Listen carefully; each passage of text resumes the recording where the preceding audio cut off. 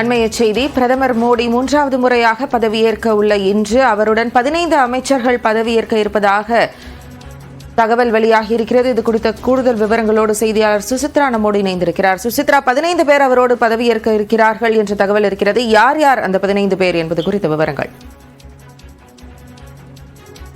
முதற்கட்டமான மத்திய அமைச்சரவையில் புதிதாக இணையுள்ள அந்த அமைச்சர்களுடைய பெயர்கள் தற்போது வெளியாகி இருக்கிறது. மிக முக்கியமாக இன்று மாலை நடைபெறவுள்ள பதவியேற்பு விழாவின் பொழுது 15 அமைச்சர்கள் பதவியேற்பு வாய்ப்பதாக முதற்கட்டமாக தெலுங்கு தேசம் கட்சியை சார்ந்த 2 பேர் மத்திய அமைச்சரவையில் இடம்பெறுவார்கள் என்ற அறிவிப்பை கட்சியானது செய்திருக்கிறது.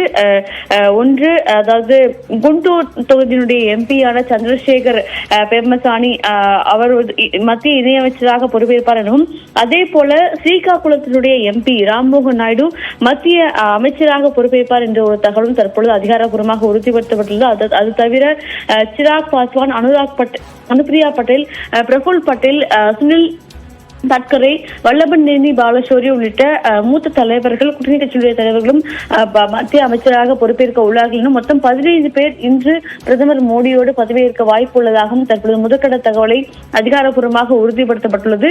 ஏற்கனவே அமைச்சரவையில் இருந்து சர்பானந்த் சோனோவால், அஸ்வினி வைஷ்ணவ், தர்மேந்திர பிரதான் ஆகியோருக்கு மீண்டும் வாய்ப்புகளானது வழங்கப்பட உள்ளது. அவர் மட்டுமல்லாமல் புதிதாக பல்வேறு தலைவர்கள் பாஜகவுடைய கட்சியிலிருந்து தற்பொழுது மத்திய அமைச்சரவையில் இடம்பெற உள்ளார்கள்.